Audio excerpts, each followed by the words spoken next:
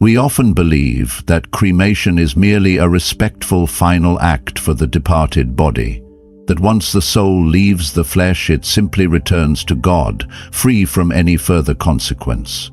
But today's story will make you rethink that assumption. This man had even planned his own death after receiving a terminal diagnosis, but God had another plan. He was taken beyond the veil of this world, where he witnessed terrifying spiritual realities and was shown a truth few have ever imagined, about the souls of those who were cremated.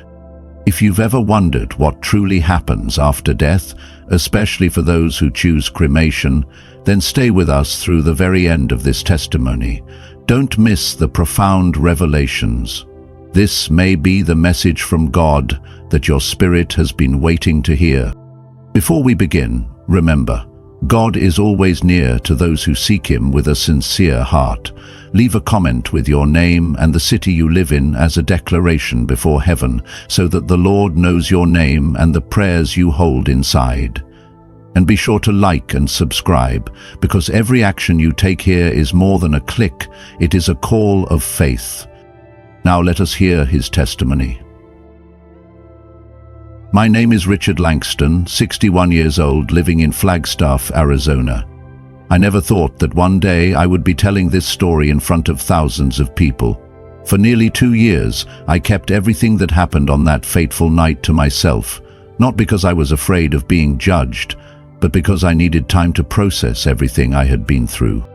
Before everything started to change, I was a man who lived by principles, reason, and pride in always having control over life.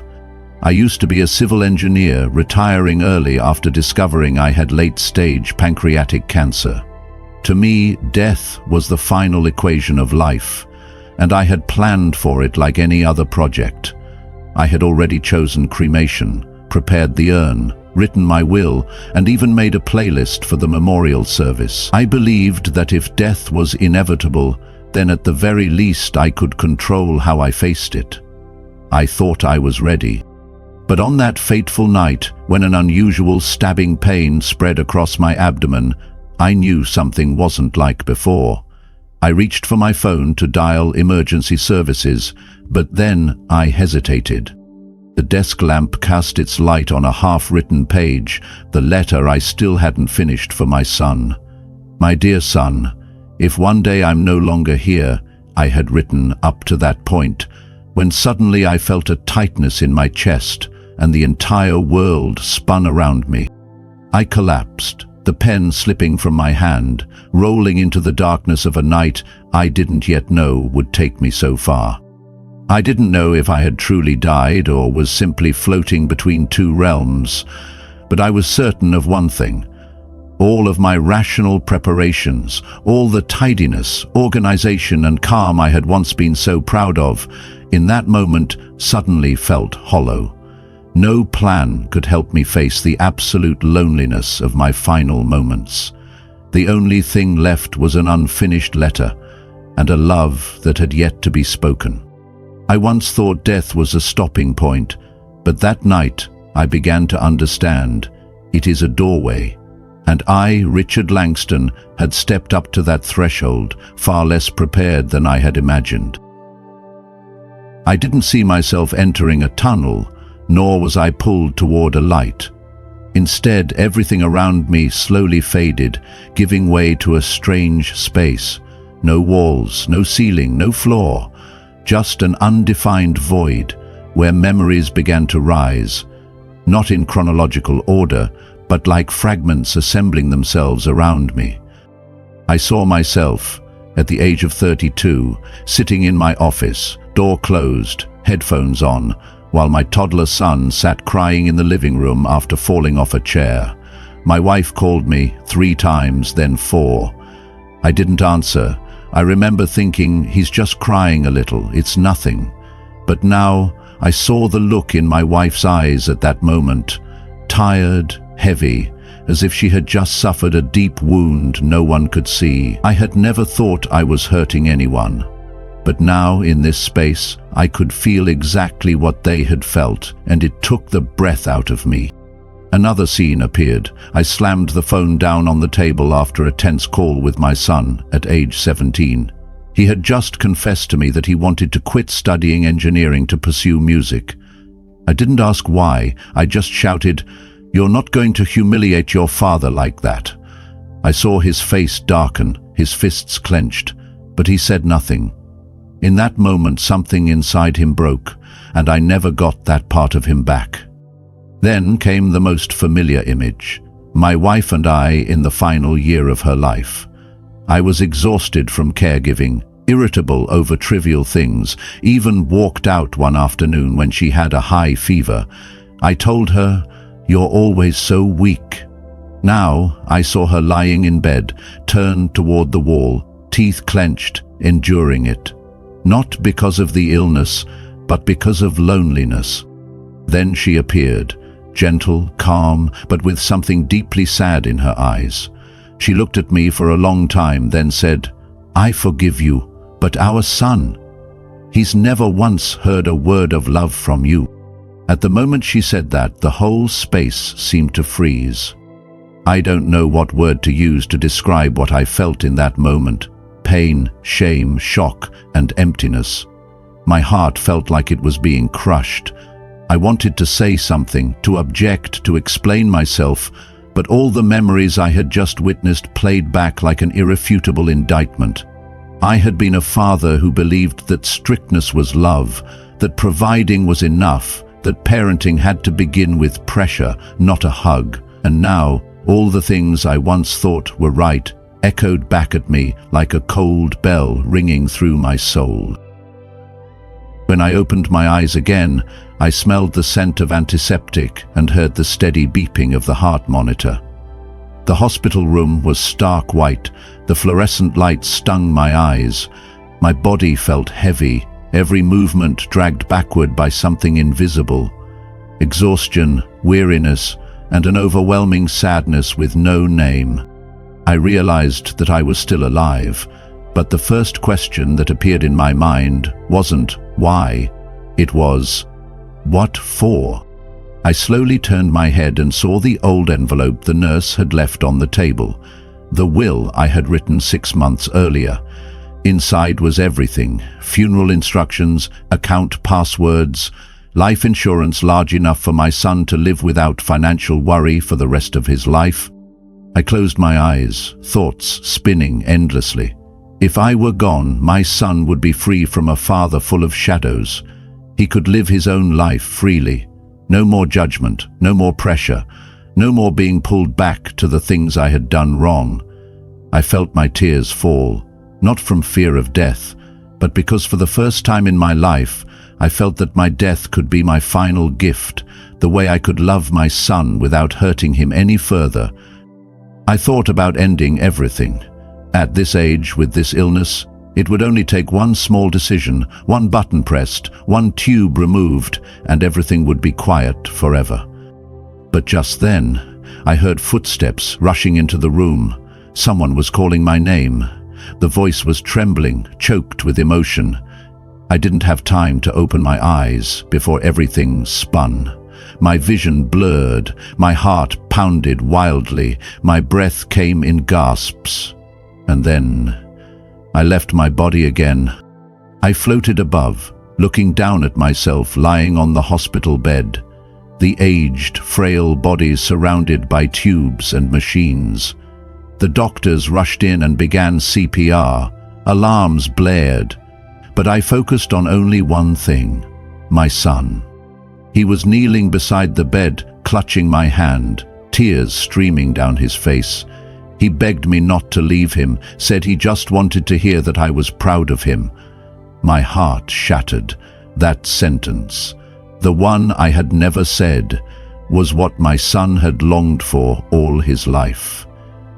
I wanted to hold him, wipe away his tears, and tell him I was proud of him, but I was only a soul, powerless, watching the scene like a knife carving into my chest. Everything seemed too late now, perhaps beyond saving. Then a flash of light erupted and pulled me in. I didn't know how I had been taken there. There was no tunnel, no voice calling, only a transition as gentle as a final breath, dissolving into the invisible realm.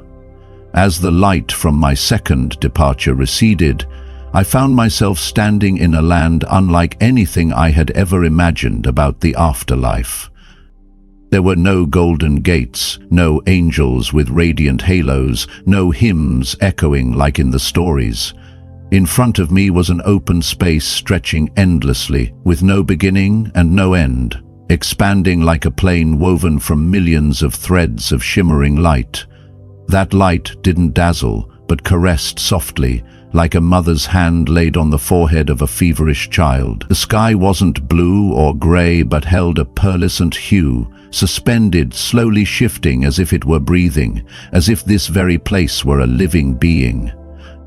The air here wasn't just air, it was like a gentle stream flowing through every cell. No wind blew, yet something moved lightly across my skin, like a fine velvet cloak laid gently by the very presence of peace. I didn't feel like I was standing on ground, but rather being held up by something unseen, yet full of love. I took a deep breath and realized there was no scent of flowers, no smell of grass, no incense or perfume. It was a fragrance that didn't belong to the physical world, pure, sweet, as clear as a child's laughter, and as profound as the memory of a long-lost home. Each breath did more than sustain life. It carried with it a healing memory, as if every cell within me was being transfused with a substance drawn from eternity itself. The sound here did not come from any instrument, had no lyrics, no rhythm, yet it echoed within me like a stream flowing through the heart. It didn't need to be loud, didn't need to be clear, because it didn't need ears to hear. It only needed the soul to feel. Every vibration of that sound was like a whisper from God Himself, spoken in a language that only the purest part of me could understand. And then, in the midst of that shifting light, I saw Him. The man I had called Father my whole life, but never truly felt like a son to. He hadn't changed much from the image I held in my memory, the same stern gaze, broad shoulders and steady stride, but this time he wasn't cold. This time he did not carry the oppressive shadow of authority that once suffocated me. He stood there, silent, as if he had been waiting for me through both life and death. I never thought I would see him again, especially not here, in a place drenched in light where only what is pure may remain. My whole life I had resented him, for the beatings, for the cold eyes, for never once telling me I had done well. I swore I would never become him, and yet in the end I had mirrored him. In the way I stayed silent before my son's tears, in the way I used hardness to mask love. We didn't speak. We didn't need to. We walked toward each other like two wanderers who had finally found their way home after countless seasons lost. He opened his arms, and I, without thinking, without defense, without dignity, fell into them like a child. I didn't know why I was crying, but the tears came endlessly, as though they were the final remnants of all the unspoken pain. We held each other, and in that embrace, I felt the shattered pieces of my soul begin to mend. No one apologized, no one blamed, but everything that needed forgiveness was forgiven, and everything that needed love was loved. For the first time in my life, I felt light. So light I thought I might dissolve into the light at any moment. I don't know how long we held each other. It might have been a few seconds, it might have been a lifetime. When I opened my eyes, he had vanished into the light ahead. Quietly, without a goodbye, but leaving behind a gentle emptiness within me, like a beautiful scar after a long healing. I wanted to say more. I wanted to ask him about my mother. I wanted to sit with him under some tree in this luminous land and hear him tell a story he never got to share, but he was gone. And I knew, some encounters happen only once, but are enough to erase a lifetime of misunderstanding. Some hugs, though late, still have the power to save a soul from decay. And there are places like heaven, where time does not flow forward like it does on earth, but instead settles into eternity within each moment that is truly lived, truly loved, and truly forgiven. I stood there for a long time. I was no longer crying. I only felt my heart lighten, as if I had just laid down a backpack I'd carried my entire life.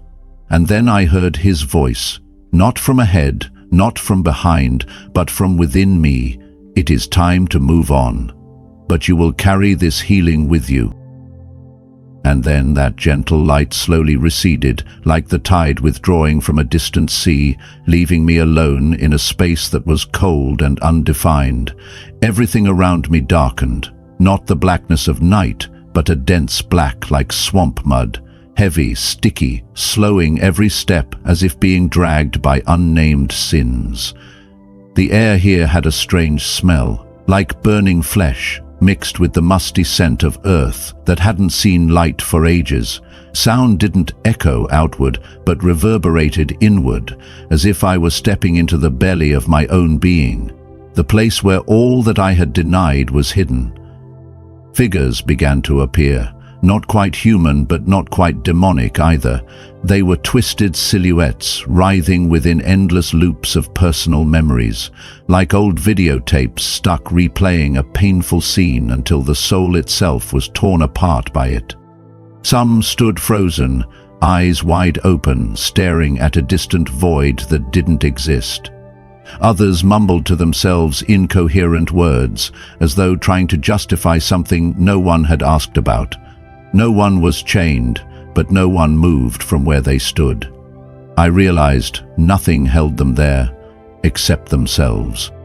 Then I saw a man hunched on the ground, clutching his head as if trying to silence the voices inside.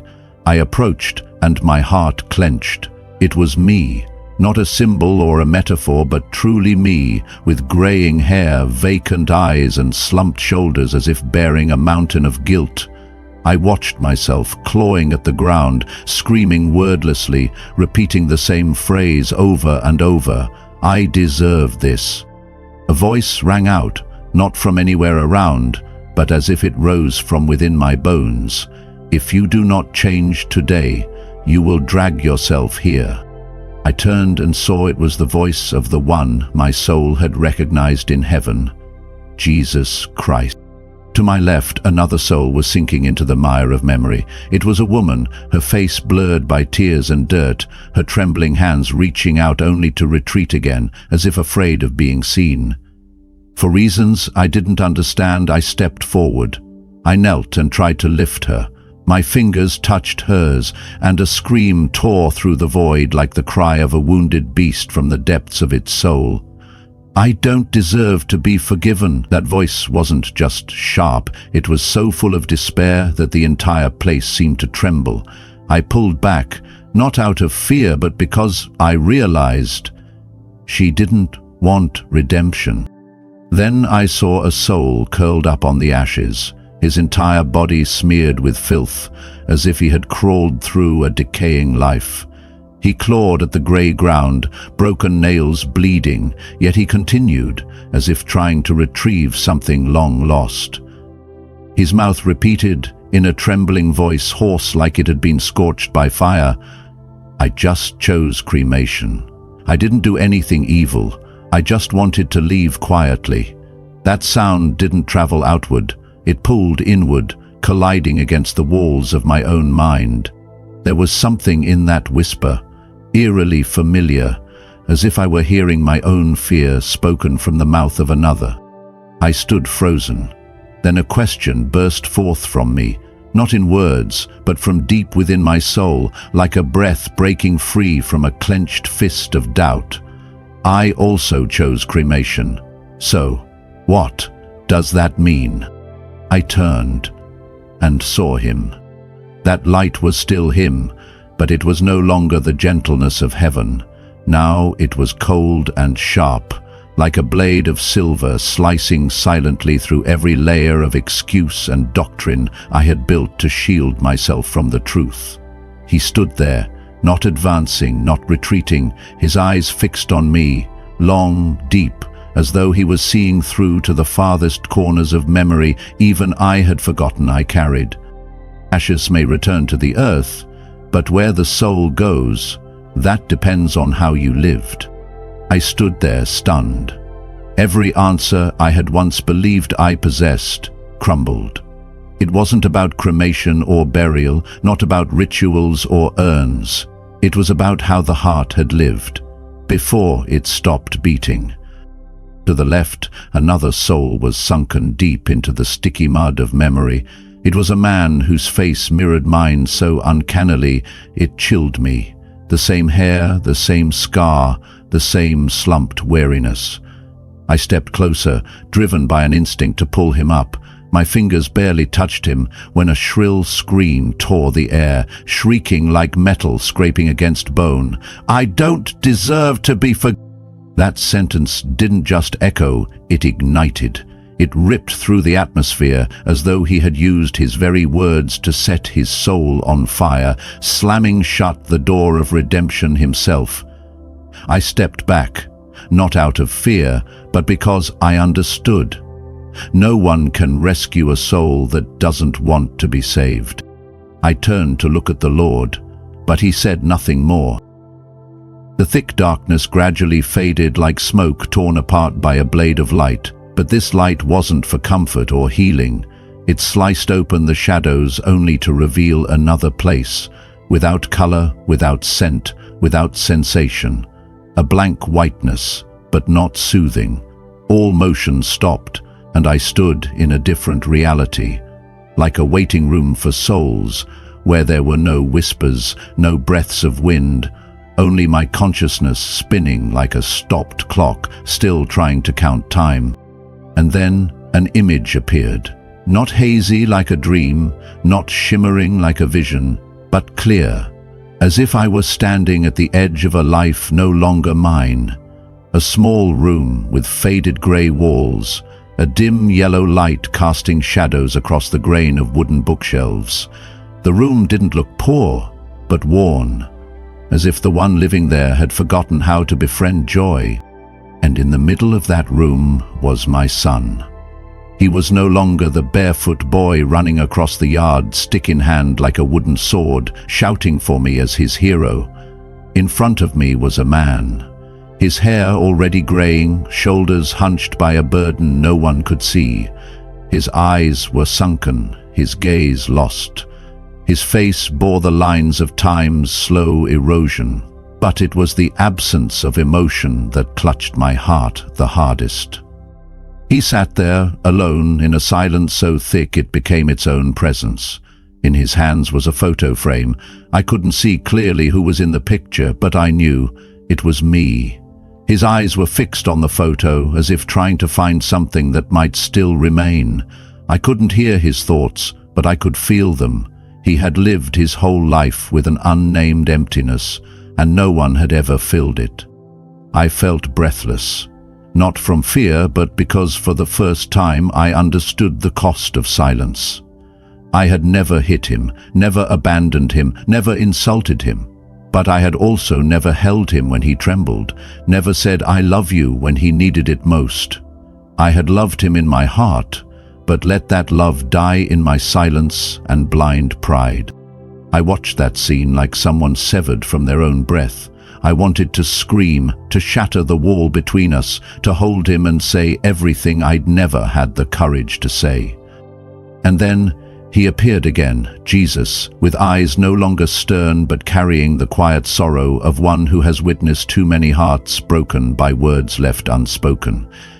He didn't raise his voice, he simply asked, gently, but the words struck like lightning into the core of my being, "Do you want to live again, or let him lose his father a second time, while his father is still alive?" I couldn't answer. My throat locked tight. My knees buckled beneath the weight of that question. My tears fell. Tears I hadn't cried in an entire lifetime, not from fear, but because, for the first time, I saw clearly how far I had drifted and who was paying the price for it.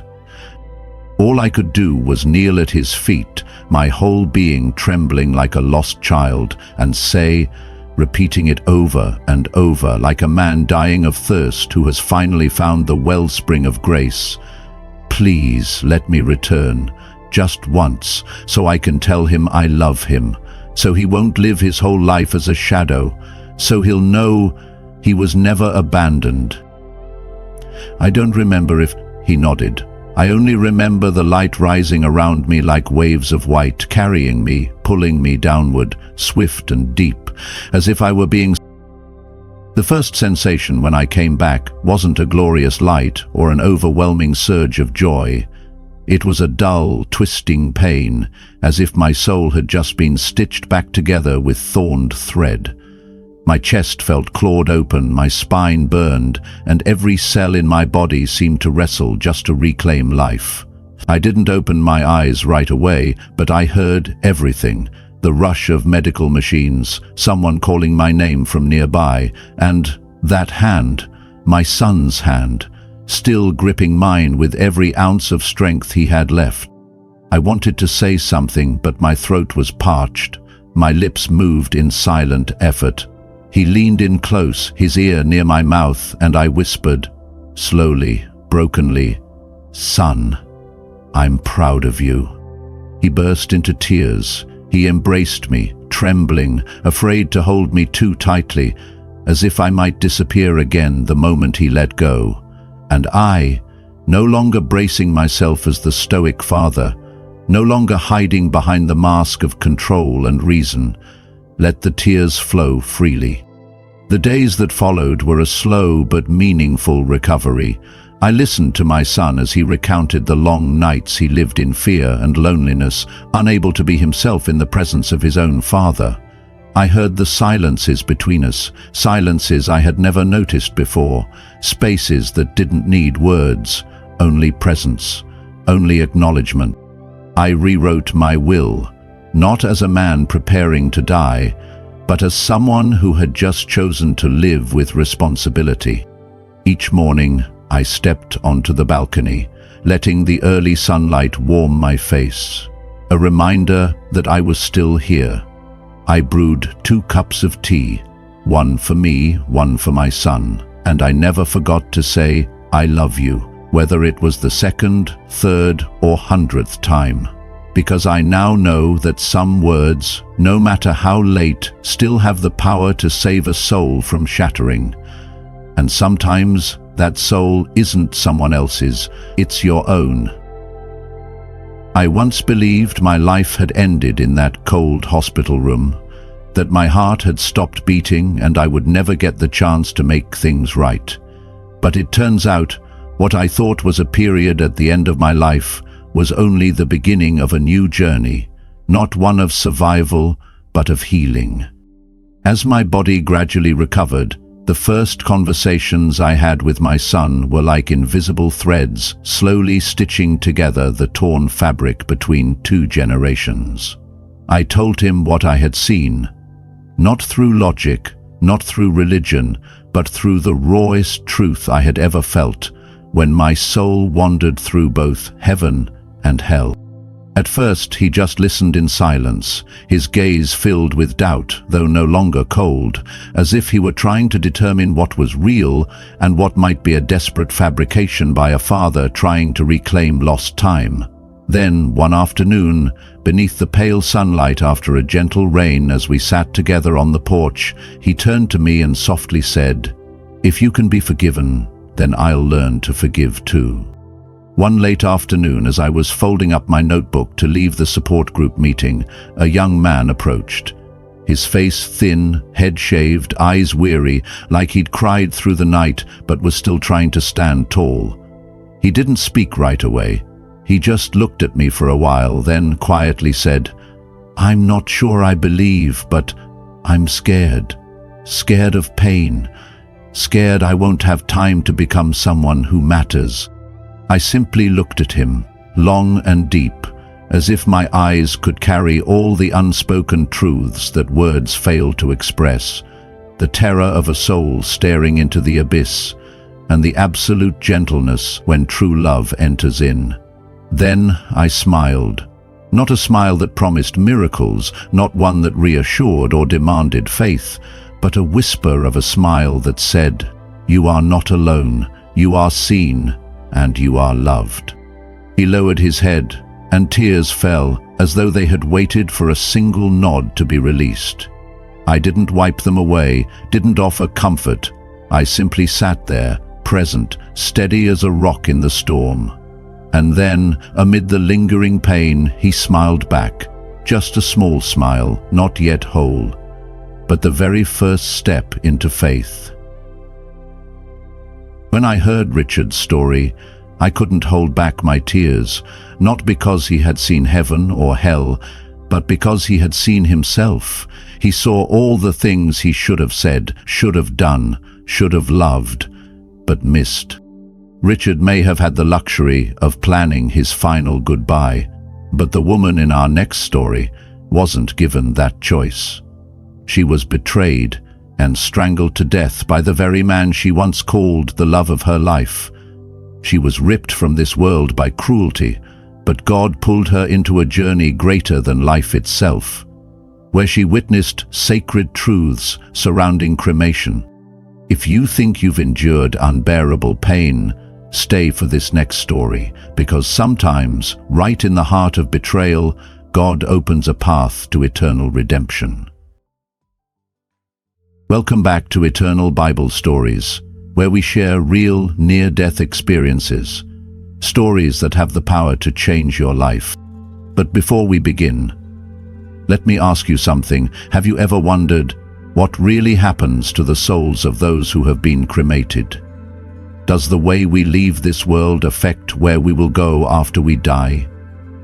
Today I bring you the testimony of a woman who died, but came back with vivid memories of hell and an unexpected encounter with Jesus himself. There, he revealed a shocking truth about the fate of cremated souls, something that may completely shake your understanding of life after death. If you believe that life doesn't end in ashes, stay with us until the end of this video. And please, let us know where you're watching from and which part of this story touched your heart the most. Don't forget to like, subscribe, and turn on the notification bell, because today's story might save a soul, perhaps even yours. Now, here is her testimony. Hello, my name is Madeline Reeves. I'm 54 years old and I live in Boise, Idaho. I never imagined that one day I would be sharing this story in front of thousands of people. For nearly 2 years, I kept everything that happened on that fateful night to myself. Not because I was afraid of being judged, but because I needed time to process everything I had gone through. Before all of this, my life was fairly ordinary by most people's standards. I had a stable job, a modest little home, and the usual ups and downs of everyday life. I'm the mother of Nathan, my son, who has been in a wheelchair since he was 6 years old after a tragic swimming accident at Redfish Lake. I used to believe that love could overcome anything until I discovered that my husband, Derek, had betrayed not only our marriage, but also the closest friendship I had. The woman, she was my best friend, the one I trusted, the one I shared my joys and sorrows with. Worse yet, she was pregnant. The news spread quickly, and the pain I could barely bear suddenly became a public spectacle. I saw the pitying looks, heard the whispers as I passed by. My private grief, my suffering, it was all laid bare for the world to see and judge. Around the same time, my left arm started to ache constantly. It was a strange kind of pain, a mix of numbness and weakness. At times it felt like I was carrying the weight of the world on that one arm, but with everything going on, I barely had time to think about it. Besides, who would notice me anyway? People were too busy gossiping about the affair. In the middle of all this chaos, only my son remained my reason to keep going. He didn't know anything, and I wanted to keep it that way. Accepting that he'd be in a wheelchair for life was already a wound too deep for a child to carry. I couldn't let his tender little heart take on the pain of adult betrayal too. Then, after finding out that the baby my former best friend was carrying wasn't Derek's, he came back, begging for forgiveness, swearing he had changed, promising to rebuild our family. But when I looked at him, all I could see were the mistakes. How can you rebuild a home when the very foundation has rotted away? Every word, every touch from him only reopened the wound. The love we once had, once so beautiful, had now curdled into bitterness. A quiet kind of resentment that I couldn't voice, but also couldn't swallow. I felt like a stranger in my own life, trapped between a past I couldn't return to and a future I couldn't see. I wanted to leave, but I didn't know where to go, what to do, or even who I was anymore. My body was exhausted, and my soul felt like a wasteland after the storm. I didn't realize it then, but I was nearing a breaking point. Looking back now, I understand. When everything inside you has run dry, there comes a moment when the universe, or maybe it's God himself, starts to stir. And when that happens, you can never predict what's coming next. It all began so normally. I was simply searching for a bit of peace amid the wreckage and relentless pressure that had become my life. Some friends invited me to play poker, and I agreed. Not because I loved the game, but because I needed an excuse to escape. To just be Madeline. Not the betrayed wife, not the worried mother, just me. The laughter was genuine, the moments brief but precious. It felt like taking a breath of fresh air after being underwater for far too long. But as always, just when I started to feel the tiniest bit okay, reality came crashing back like a wave. Derek showed up. He always had a way of ruining the few peaceful moments I managed to find. He was drunk, reeking of alcohol, eyes bloodshot, slurring his words. He insisted I go home with him. I was caught in a whirlwind of emotion. Anger that he had invaded my space, fear of what might happen if I refused, and exhaustion from constantly having to hold myself together. For reasons I still can't fully explain, I agreed. Maybe I was too tired to resist. Maybe a tiny part of me still clung to the hope that things could be better. Or maybe I just wanted the conversation to end so I could get back to Nathan. In his drunken state, Derek demanded that I drive his new car, a car I'd never driven before. The thought of taking control of something unfamiliar made me uneasy, but once again I gave in. Sometimes agreeing feels easier than fighting. We got in the car, and the silence between us was suffocating, filled with unspoken words and wounds that never healed.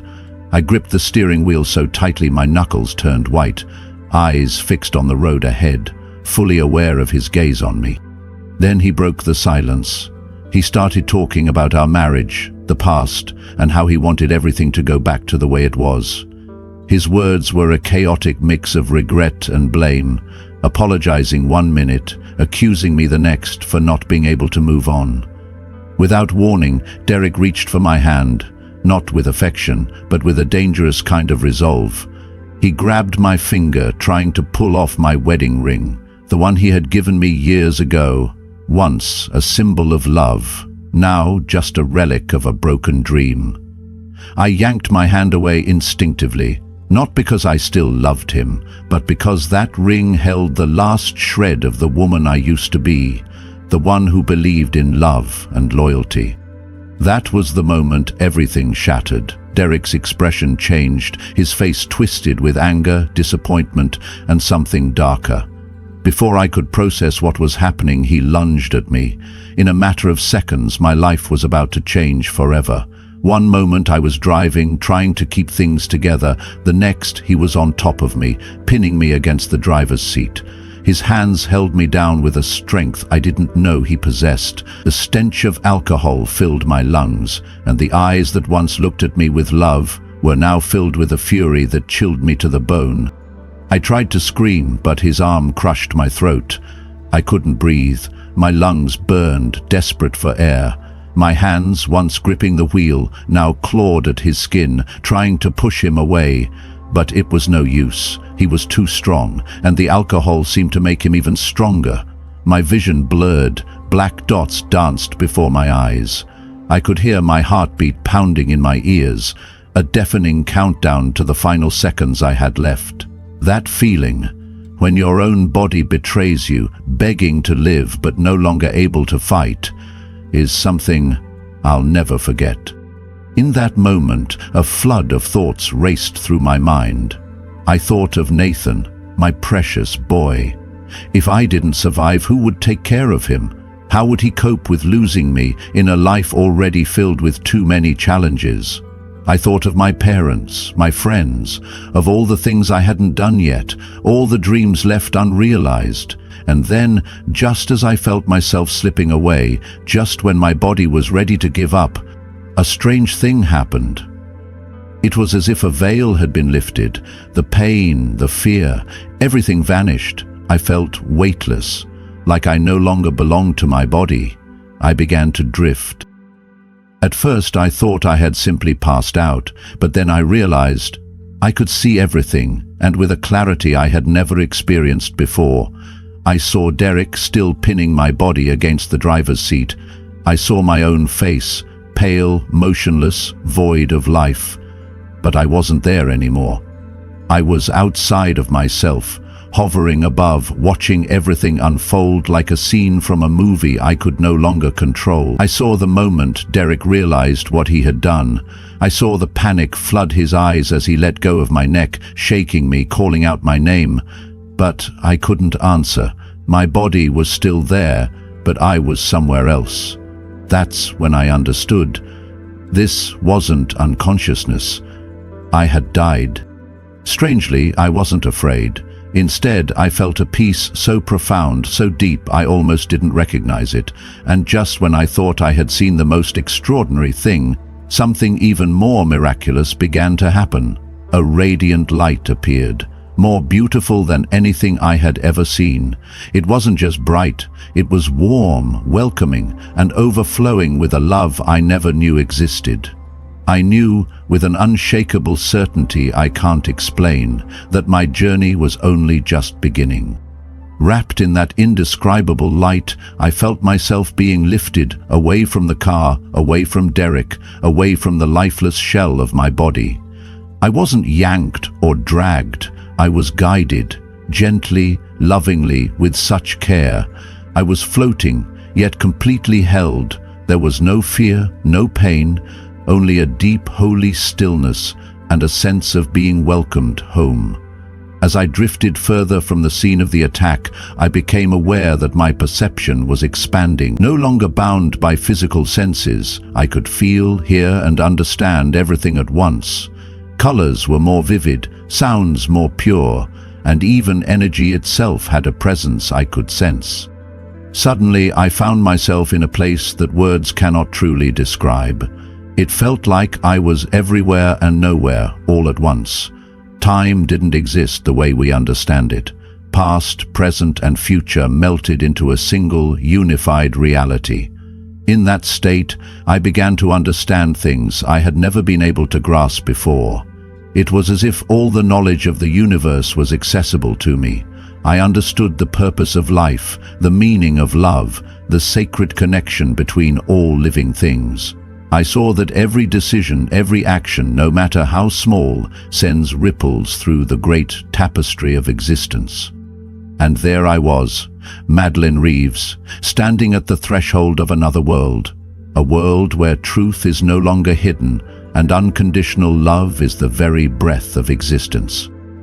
I saw my entire life unfold before me. Not as a linear timeline, but as a vast mosaic, where every moment, every relationship, every trial was woven together with divine precision. I saw all the experiences that shaped me, the opportunities I missed, the lessons I learned. But there was no shame, no regret, only deep understanding and acceptance. And then, right in the center of that experience, I felt a presence. Not just an energy or a light, but a person. Radiant, majestic, overflowing with a love so powerful it wrapped around my soul like a warm embrace. He walked toward me, and though he didn't speak aloud, I knew instantly It was Jesus. His eyes met mine, and in them I saw eternity. He didn't need to introduce himself. My soul recognized him. Jesus began to walk with me through the memories of my life. We didn't speak with words, but through thoughts, emotions, and pure understanding. I asked questions about the meaning of life, the reason for suffering, what happens after death. He didn't answer with explanations, but with revelations. Truth didn't come as information, it came as remembrance, as if I had always known, but was only now able to grasp it. I understood that life on earth is a sacred classroom. Every challenge, every pain is an opportunity to grow. That love is the most powerful force in the universe, stronger even than death, and that we are all connected. Each action, no matter how small, ripples across the fabric of eternity. Then I thought of Derek and what he had done, but instead of anger or bitterness, I felt compassion. I saw his wounds, his fear, the pain and confusion that drove his actions. It didn't excuse what he did, but I could now see beyond it, to the broken soul behind the broken behavior. And then I thought of Nathan, my son, my heart. A flood of unconditional love surged through me. I saw that his life, though filled with hardship, carried a divine purpose. He was destined to impact many, to teach others through his resilience, his strength, and his quiet courage. Jesus turned to me again. His gaze was both tender and commanding, and suddenly a vision opened before me, vivid and alive. I saw Nathan, no longer in a wheelchair but standing, walking, strong, confident. He looked older, in his 20s maybe, and beside him stood a young woman. They held hands, their eyes full of deep mutual love. She was his wife. My heart swelled with joy. The scene shifted. I saw them in a warm, welcoming home. Nathan was playing with two small children, my grandchildren, laughing, lifting them into the air. The sound of their laughter was pure light. Then I saw him at work, focused and driven, surrounded by books and papers. He had become a respected professional, someone making a difference in people's lives. The vision continued. I saw him speaking to large crowds, sharing his story and inspiring others. I saw him being honored, receiving awards for his contributions to the world. I saw him grow old, surrounded by family and friends, full of peace and purpose. In every scene, Nathan radiated strength, joy, and quiet determination. This was the future I had once dreamed of for him, but never dared believe was possible. As I watched these moments unfold, I understood the reason for this vision. It was a calling, a divine reminder. Nathan needed me, not just now while he was still young, but throughout his journey into that bright future. I had a role to play in his transformation, from a boy in a wheelchair to the man I had just seen. And in that moment, I felt it with absolute certainty. I had to go back. No matter how painful, no matter how hard, it was time to return. Nathan would need me to believe in him, to fight for him, to never let him give up. The vision slowly faded, but the feeling it left in me remained, a fire of purpose, of hope, of unconditional love. I knew the road ahead wouldn't be easy. There would be trials, doubts, and dark nights. But now I had clarity. I had seen the reason to keep going. As the final image of Nathan disappeared, I felt ready. Ready to return, ready to be the mother he needed, ready to help him live the future that God had just shown me. But before I could return, before reuniting with my body, I had one final journey to take, a journey to a place I never imagined existed, a place that forever altered my understanding of life, death, and what comes after. Just when I thought my experience couldn't become any more intense, I felt a sudden shift. The radiant light that had embraced me began to fade, replaced by a thick, suffocating darkness. It was as if I was being pulled down into a realm that challenged everything I thought I knew about existence. And then I was there, in a place that could only be described as hell. This was not the hell of movies or storybooks, no red devils, no pitchforks. What I encountered was far more vivid, far more terrifying. The air was thick with the stench of sulfur and hopelessness. It wavered between freezing cold and unbearable heat, distorting time and sense. Every movement of my consciousness felt like stepping into living agony. All around me were souls, no longer physical bodies but ghostly forms, writhing, twisting in torment. Some seemed to be burning, yet not consumed, trapped in a fire that didn't kill, only tortured. Others floated in total darkness, cut off from sound, touch, or even awareness of others. Complete isolation. I saw souls reliving the worst moments of their lives, over and over, trapped in a loop of guilt and regret with no way out. The soundscape was horrifying, a cacophony of shrieking, weeping, cries for mercy. But it wasn't just noise. It was the echo of broken hearts that had never healed. As I tried to grasp what I was seeing, something deeply disturbing struck me. Some of the souls here had clearly been cremated after death. I turned toward the faint presence of light still lingering near me. Jesus, who had walked with me through heaven, now dimmed by the weight of this place. "Are they here because they were cremated?" I asked, shaken and confused. The answer came not in words, but as a wave of undeniable truth. No. Cremation is not a sin. They are here not because of what happened to their bodies, but because of what they chose in life. That truth hit me like a stone in still water. I realized then this was not punishment from a cruel God. This was the natural consequence of a soul's choices. A reflection of the heart, not a verdict from heaven. Each person in their own way had created this hell through what they did, what they thought, what they refused to change. Some were here because of cruelty, others because of greed, pride, or cold indifference to others' pain. But what broke me most were the souls trapped here because they couldn't forgive themselves. They had built their own prison with shame and guilt, locking themselves away in torment of their own making. My heart ached with compassion. I saw that many of them didn't even know they could leave.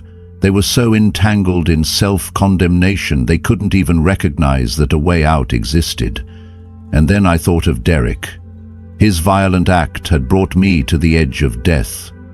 There was a time I thought I would hate him forever. But now, standing in the presence of ultimate truth, I felt something entirely different. A deep, sorrowful grief. If Derek never changed, if he refused to repent, if he continued on the path of pain and blindness, I knew this could be his fate, and I wouldn't wish this place on anyone, not even him. That experience taught me a lesson more powerful than anything I've ever known. Every word we speak, every choice we make, every thought we nurture, it all has consequences. They either lift us up or drag us down, not by God's hand but by the weight of our own souls. When I was finally pulled from that dreadful realm, it felt like being lifted out of the deepest pit imaginable. But I didn't come out of it afraid. I came out with a renewed fire, a purpose I had never known before. I knew now that I wasn't returning just for Nathan, not only to help my son fulfill the beautiful destiny I had seen, but to live in a way that would awaken others, to become a living reminder that light always exists, even in the darkest places, and that no matter what we've done, we can choose again, to love, to forgive, to repent, and to step out of the hells we've built for ourselves.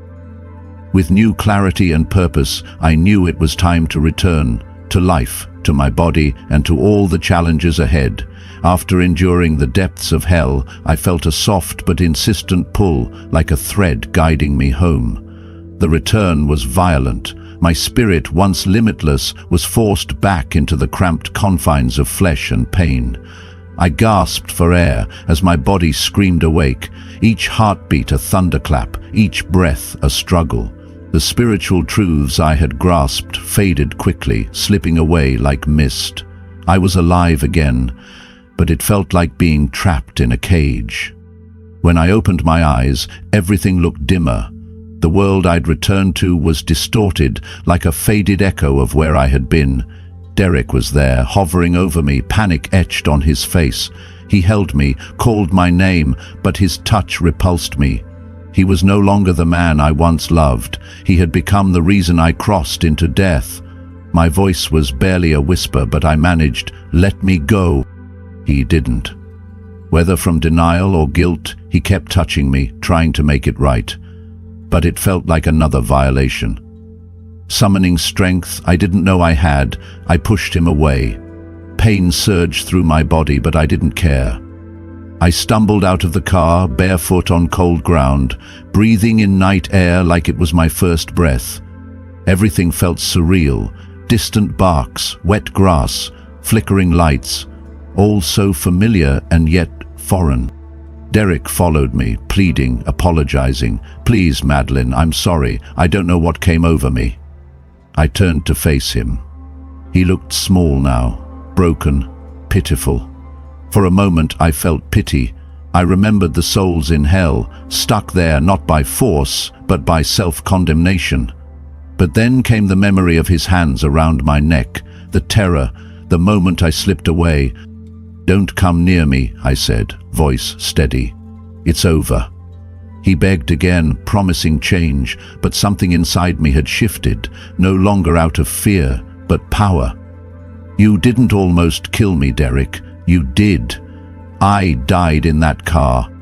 He couldn't understand. How could he grasp what I'd seen? The divine light, the depths of darkness, the voice that called me back. "You don't get it," I continued. "I've seen what comes after this. I've learned what love is. And this," I gestured between us, "was never it." I spoke the truth I had hidden for years, about the betrayal, the loneliness, the weight of holding a marriage together that had long since fallen apart. Then I spoke about Nathan, our son, my reason to live. I told Derek about the vision, Nathan walking again, living fully, loved and free. "He's going to do incredible things, Derek, and I need to be here to see it, to help him get there." Something awakened inside me, not rage but conviction. I wasn't the broken woman anymore. I had crossed the veil, seen eternity, and returned with a mission. "It's over," I said once more, calm and certain. "Don't contact us again. If you want to change, do it far away from me and Nathan." And then I walked away from the man who had once meant everything to me. I heard the faint clink of a wedding ring hitting the pavement behind me, but I didn't turn around. That chapter was over. My body ached with each step, but my mind was clear and my heart light. I had died that night, but I had also been. The days and weeks that followed were a whirlwind of pain and emotion. Physically, I was slow to heal. My throat remained sore, the bruises lingered, but the deeper wounds were invisible. Every time I closed my eyes, I saw the attack, felt the suffocation and fear all over again. I sought therapy because I knew I couldn't survive it alone. It was hard, revisiting that night, speaking the unspeakable, but it helped. And it wasn't just the trauma of the attack I was unpacking. It was the spiritual journey I had experienced beyond the brink of death. That part was hardest to share. How do you explain leaving your body, seeing eternal light, and then descending into a place of darkness? I feared people would think I imagined it. But my therapist listened with compassion. She helped me see that this experience didn't have to be hidden. It could become part of who I was becoming. I also had to navigate my feelings toward Elias, conflicting emotions of betrayal and sorrow, tempered by the strange compassion I had felt during my near-death experience. Forgiveness became a quiet, difficult road. Through it all, Nathan was my anchor. He was scared and confused, unsure why we were suddenly living at my aunt's or why his father wasn't there. I explained what I could in ways he'd understand. Watching him adapt reminded me of the vision I'd had of his future, a healthy, happy young man filled with light. That vision became my motivation when everything felt too heavy to bear. We started fresh. A modest apartment, a new routine, morning coffee, walks to school, shared meals. I returned to work, facing awkward questions and sympathetic stares, but I pressed on. Having been so close to death, I found a new appreciation for life's smallest blessings. Nathan's laughter, sunlight through the window, the smell of breakfast cooking. These things became sacred. Meditation helped me stay grounded. I wasn't searching for escape. I was reaching for the divine peace I had once touched. Some days it felt out of reach, but with time I began to sense that quiet presence again. I didn't return to traditional religion, but I didn't just heal, I transformed. I became stronger, more resilient, more compassionate. I no longer feared death because I had seen what lay beyond it. Life was a gift I'd been given again, and I vowed not to waste it. There would still be challenges, but I was no longer afraid. I had walked through the fire and come back. Eventually, I began sharing my story in small support circles, then in larger gatherings, not for attention, but because I knew someone out there might be waiting for a sign that healing was possible. I wasn't a spiritual teacher. I was simply someone who had been broken, who had returned, and who now walked forward with open hands and an open heart. Nathan remained my guiding star. I encouraged him to believe in his strength even when his body resisted. When doctors suggested a new therapy to improve his mobility, he said yes without hesitation. It was a long, painful journey, but we held on. And the day Nathan took his first steps without help, I wept, not because it was magic, but because it was earned. Faith, perseverance, and love had brought us there. I never went back to Elias, but I did forgive him, not for his sake, but for mine. Years later, when Nathan wanted to reconnect with his father, I let him. He needed to walk his own path to forgiveness, just as I had. Their reunion brought closure and healing, not just to them, but to me. Now I live simply, intentionally. I wake each day with gratitude. I see every soul I meet as a chance to reflect love. I don't pretend life is without darkness, but I've learned how to carry light into it, and that, to me, is the truest miracle of all. The story may have ended, but what Madeline experienced still whispers to us that this world is not all there is. Heaven is real, hell is real, and every choice we make, no matter how small, carries eternal weight for our souls. If you're hearing this right now, maybe it's not by accident. Maybe God is knocking on your heart. Don't ignore it. Type Amen in the comments, or let us know where you're watching from. It's not about formality, it's about saying, I've heard this and I won't turn away. If Madeline's story touched you, share it. Someone you love might be desperate for hope. Someone may be standing on the edge, and you could be the one God is using to bring them back to the light. And if you, or someone you know, has had a supernatural experience, seen the light, met the Lord, or crossed the line between life and death, we want to hear from you. We're here to listen, to pray, and to walk this journey with you. If you haven't subscribed yet, now's the time. Hit that subscribe button and turn on notifications. These testimonies are real, and they carry the power to plant seeds that can save lives.